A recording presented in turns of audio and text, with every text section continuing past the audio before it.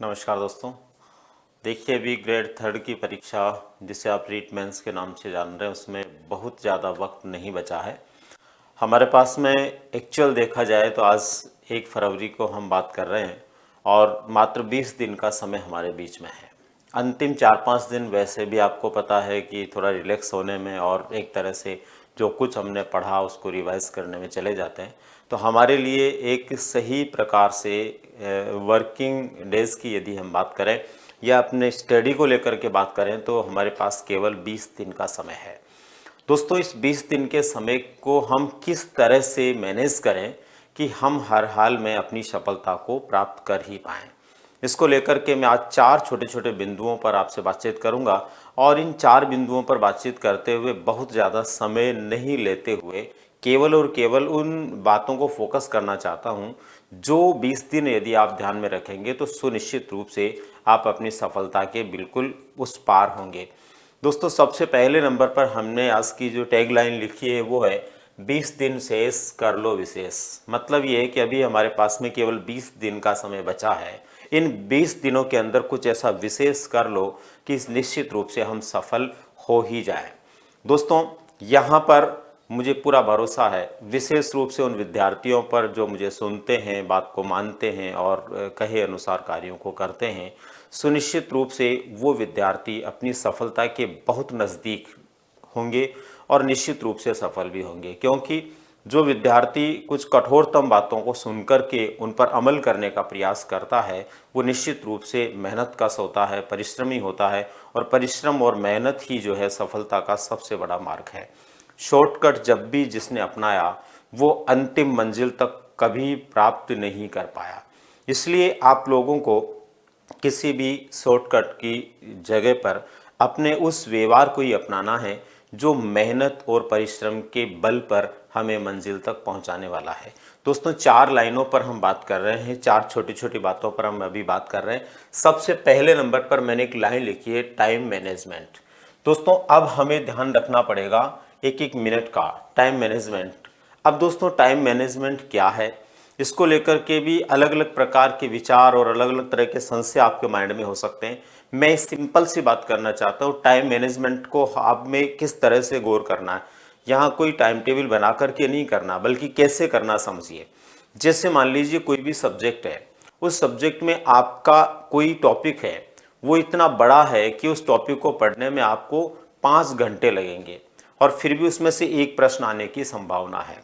उसके स्थान पर आपके पाठ्यक्रम के अंदर 5 ऐसे टॉपिक हैं जो मुश्किल से 30-30 मिनट में आप पढ़ सकते हैं या 30-30 मिनट में आप आसानी से उनको कंप्लीट कर सकते हैं या रिवाइज कर सकते हैं। और 30-30 मिनट में उनको रिवाइज करके 2.5 घंटे के अंदर बीच में गैप लेकर के भी आप पढ़ते हैं तो 3 घंटे के अंदर आप 5 बिंदुओं को पढ़ सकते हैं। जहां उस एक बड़े बिंदु में से एक प्रश्न आने की संभावना है, वहीं पर उन 5 छोटे छोटे बिंदुओं में से यदि 3 प्रश्न भी आते हैं तो ये मान के चलिए कि आपने कम समय में ज्यादा अच्छा कर लिया है। यही है दोस्तों टाइम मैनेजमेंट। परीक्षा को ध्यान में रखते हुए आप लोगों को ज्यादा समय लगने वाले टॉपिक्स पर अपने समय को बर्बाद नहीं करना है, बल्कि उन टॉपिक्स के ऊपर अपने समय को मैनेज करना है, उस पर केंद्रित करना है जहां टॉपिक छोटा है और प्रश्न आने की पूरी पूरी संभावना वहां से बनती है।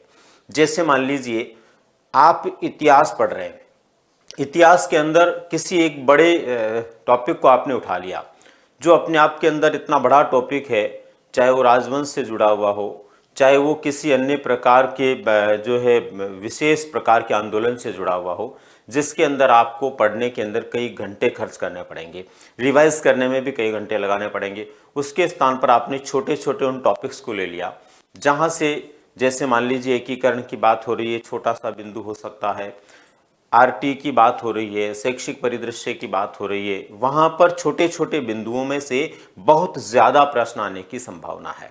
ऐसी स्थिति के अंदर हमें उन बिंदुओं को ज्यादा छूने की आवश्यकता है जो आप लोगों को कम समय में ज्यादा प्रश्न दे रहे हैं। यही है दोस्तों टाइम मैनेजमेंट। और जिस व्यक्ति ने इस बात को समझ लिया, ध्यान से सुन लिया, वो निश्चित रूप से ऐसा करेगा और कम समय के अंदर ज्यादा बिंदुओं को पढ़ेगा।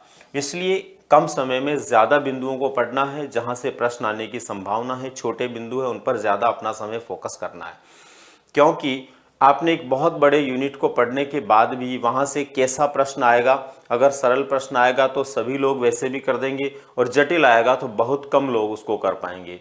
वहाँ की संभावनाएं हमारे प्रश्न को सही करवाने में कम है, जबकि छोटे बिंदुओं से ज़्यादा है, तो वहाँ पर आपको फोकस करना है। दूसरे नंबर पर दोस्तों मैंने लिखा सिलेबस मैनेजमेंट। सिलेबस मैनेजमेंट का मतलब क्या है? देखिए, अब तक आप पढ़ रहे हैं तो निश्चित रूप से सिलेबस का तो आपको अच्छी तरह पता है ही है। दोस्तों, अभी भी हमारे पास में एक अंतिम अवसर है कि हम हमारे सिलेबस का विश्लेषण करें, और सिलेबस का विश्लेषण करते हुए इस बात को देखें, इस बात को समझें कि कौन से टॉपिक हमारे सिलेबस के अंदर लिखे हुए हैं, और उस टॉपिक के अंदर जो बात लिखी हुई है ना, उस बात को जरूर फोकस करें। मैं एक सिंपल से एग्जाम्पल के माध्यम से आपको बता रहा हूं। उदाहरण के तौर पर हमारे साइकोलॉजी में एक टॉपिक आता है अभिप्रेरणा, और अभिप्रेरणा के साथ ही उसमें दिया हुआ उपलब्धि अभिप्रेरणा। ये ग्रेड सेकंड की मैं बात कर रहा हूँ, और ग्रेड थर्ड में भी सिलेबस में इसी तरह से लिखा हुआ है। दोस्तों आप समझना, अभी सेकंड ग्रेड के एग्जाम्स के पेपर हुए पिछले, आप लोगों ने यदि गौर किया हो तो अभिप्रेरणा वाले यूनिट में से उपलब्धि अभिप्रेरणा को लेकर के बार बार अलग अलग पेपर में कुछ न कुछ पूछा गया।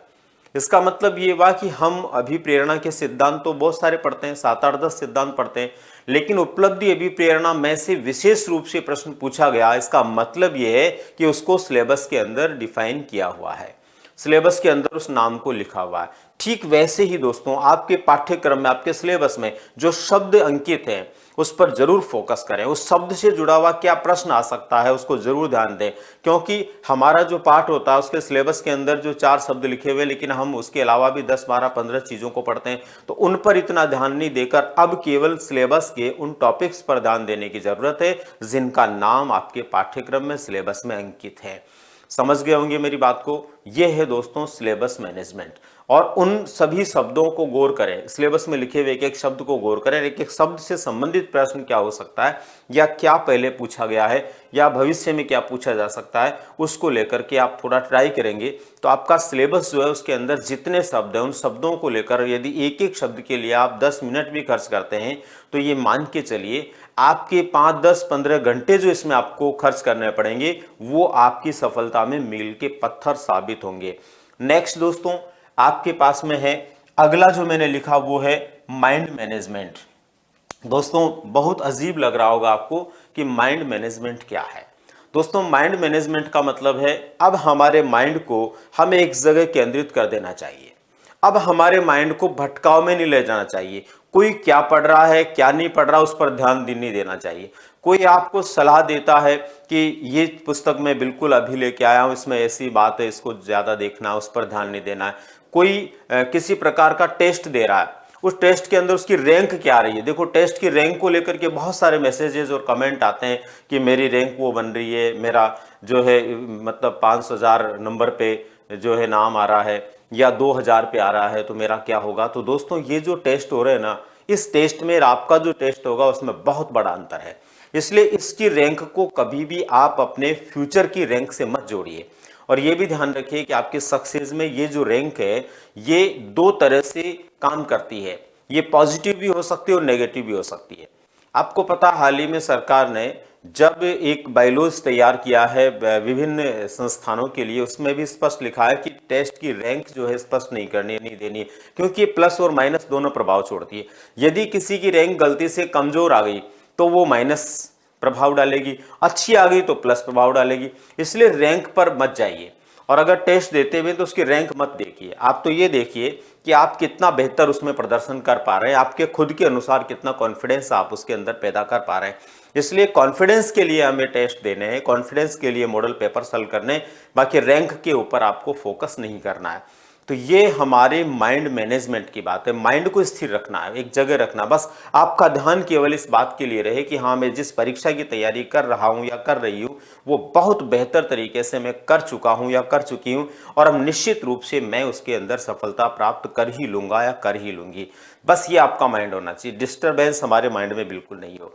घर परिवार के लोगों से भी आप एक बार बोल दीजिए कि महीना हमारी ज़िंदगी का बहुत अनमोल है। सबसे बड़ी बात है कि आपने थंबनेल पर भी देखा होगा 20 दिन आपके लिए अनमोल दिन है।